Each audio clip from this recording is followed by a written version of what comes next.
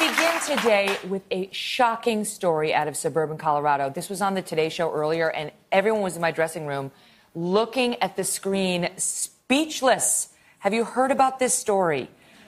Monday, a man reported his pregnant wife and 2 young daughters missing. He went on TV, including on NBC, expressing his worry and concern. Last night, police arrested him. And 33-year-old Chris Watts reportedly confessed to killing his entire family. NBC's Miguel Almaguer has the latest on the investigation. The quiet suburban home where Shanann Watts and her 2 daughters were last seen alive, becoming a crime scene overnight. A law enforcement source telling our Denver affiliate, KUSA, Chris Watts has now confessed to killing his pregnant wife and their 2 little girls, 3-year-old Celeste and 4-year-old Bella. A confession apparently coming just days after they were first reported missing Monday afternoon. Watts doing media interviews playing the victim. It just seems like I'm living in a nightmare and I can't get out of it. I just want them home so bad. Watts spoke to KUSA hours after he claimed his wife and children vanished. I have no idea where they went. And it's just earth-shattering. I don't feel like this is even real right now. 3 days after asking for the public's help, the alleged stunning confession. According to local media, Watts also reportedly telling investigators he would lead them to their bodies. NBC News has not yet confirmed that report. We're missing some people out of the neighborhood, a mother and her small children. Just hours earlier, police officially listing the trio as endangered, circulating their photos to neighbors in a small suburb outside Denver. There's a lot at stake here, and we are exploring all avenues in order to not rule anything out. Questioned by friends and family, Watts stuck to this story. He said his pregnant wife came home from a business trip at 2 a.m. Monday. The couple having an emotional conversation before he left for work at 5 a.m. Watts says his wife wasn't responding to text messages and never answered the front door for a friend who stopped by. Early clues say loved ones, something was wrong. She had left her phone at home, her purse, her wallet, all of her money, her ID. I just want them people to know that I want my family back. I want them safe, and I want them here. Overnight, Shanann's brother writing on Facebook, I just want to know why. My precious family, Bella, Celeste, and her just found out unborn son, Nico. I just want 30 seconds alone with that heartless psychopath. My husband and I had 2 beautiful girls. This morning, a pregnant mother and her 2 baby girls gone. Her husband, a young father, soon to be charged with their murders. It's unbelievable. It's unbelievable. And again, the NBC affiliate out in the area, KUSA, reporting that he's confessed to this crime. The on-camera statements by the husband, the acting that we now know he was doing, at least according to what's being reported, it reminds me of Laci Peterson. Yes. Scott Peterson, Susan Smith. You remember that she gave the big press conference of my baby is being killed, and it turned out she had driven them herself into a lake to drown them. Just watching that, Megyn, I had shivers. Yeah. What a psychopath. Posting those things on Facebook. I wonder if what happened was that the cops had evidence that he just couldn't refute. There's a news conference scheduled for 10 a.m. local time, so we should find out a little bit more there. But it's the timeline that they showed there in the piece, Miguel's story. I'm interested in that emotional conversation that they had at 4 a.m. after she got home from that business trip. As soon as you admit to that. Yeah. Because, the truth is, statistically, 99% of the time it is the spouse. I mean, it just is if you look at these cases.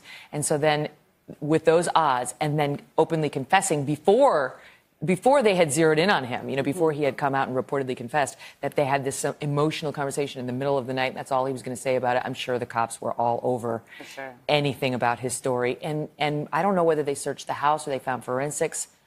But we also don't know whether they've actually found the bodies as well. So there was a report, the same report said that he had agreed to lead them to the bodies. Yeah. But I mean, it's your worst nightmare that someone that close to you could be a sociopath, right? Potentially could be capable of that kind of act. And so often in stories like this, I feel like the one who does it ends up also killing himself. Yeah. So for him to show so little remorse, and now when you see those interviews after the fact, after he's already confessed to it, you wonder if there was a bigger issue within the family that the wife knew about. We're definitely going to learn more. There's going to be some sort of red flag. Remember, in her case, she just wanted to date someone else and didn't want kids, weighing her down. I mean, it's really that was down in Union, South Carolina, back in the mid-'90s, and that was, if you really think about it, that was actually sort of the first high-profile case where we saw a parent admit to killing their children. It seems as if since then, this is something that, unfortunately, every few months you hear of some despicable story of a parent killing the other parent, the children. Yeah, like those women who drove off the cliff in California. Oh, right. Remember that one? We ask when we see something like this, why? You want to know why? As if anything will satisfy that question. Right. Well, because you look at the picture of the family, and they look like the perfect family. Yeah. This beautiful family. She's pregnant with their third. You just can't put it together. But can I ask, I'm curious what the audience thinks, like when you see the guy on camera in what we now know to be acting. Now we know that he's been arrested. Did you believe, when you look at that body language, I don't know, I kind of believed he sounded credible. What do you guys think?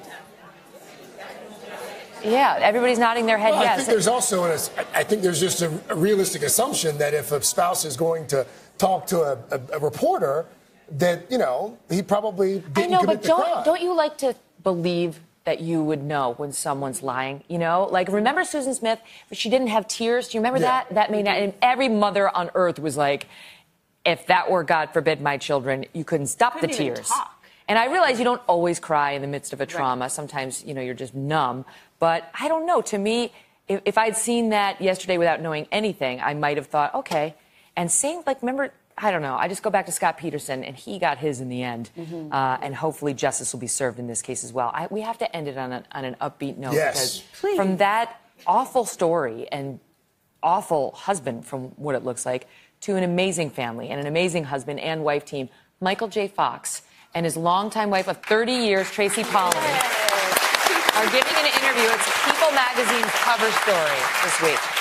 And can I say, they are a beautiful couple. They talk about how he is. Do you remember he played Alex P. Keaton? Of course, that's super smart. And did you know that Michael J. Fox didn't graduate from high school? He got his GED. Canadian. That's why. Yeah, but he didn't. The Canadians go to high school. He got his GED later when he was in his 30s. Wow. But super smart and super talented, and their marriage has withstood the test of time, notwithstanding Hollywood, notwithstanding Parkinson's, which he was diagnosed with just 3 years into their marriage. Gosh. And the amount of money that his Michael J. Fox Foundation has raised. $1 billion. Right? Almost $1 billion. $1 billion with a B. Billion. Incredible. And it's like, you think about, why does this happen to me? I'm sure he thought about, why did this happen to me? And they talk in the article about his drinking, how it escalated after his diagnosis and so on. Maybe that's why.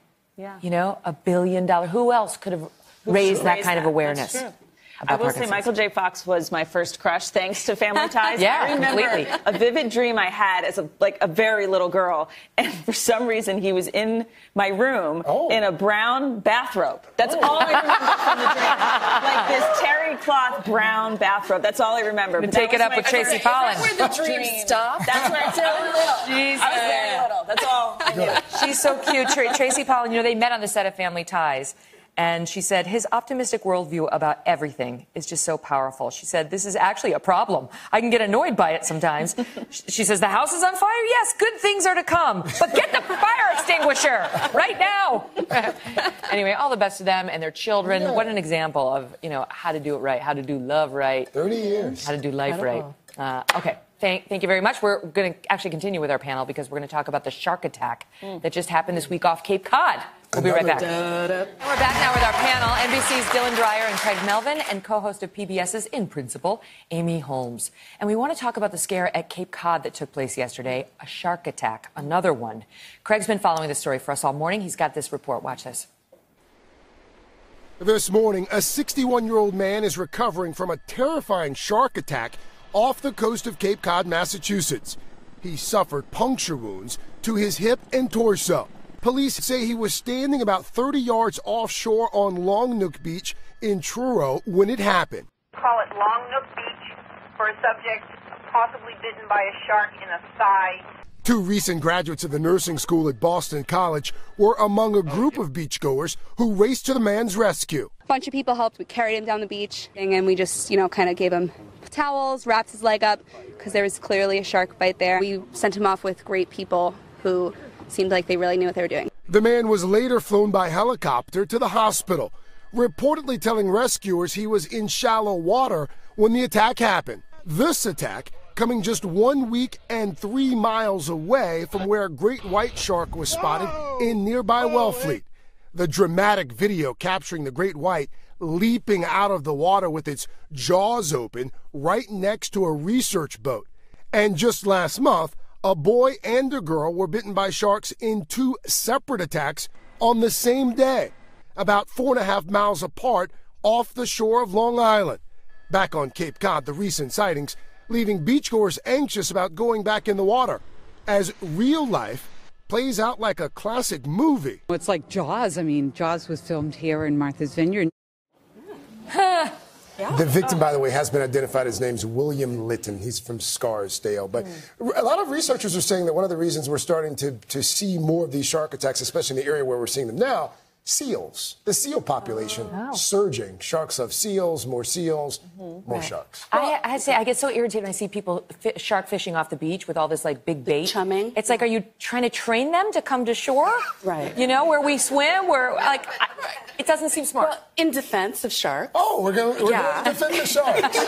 Amy Holmes of the Sharks Defense. My understanding from Discovery Shark Week is that they're just taking like a little taste test when they bite you, and they don't really like the taste of humans. But what's fun for them is not so fun for us to get bitten by the sharks. Well, that's why they say if you see a shark, do not thrash or scream. Good luck with that. Just calmly get out of the water. Yeah, I don't think that's going to happen.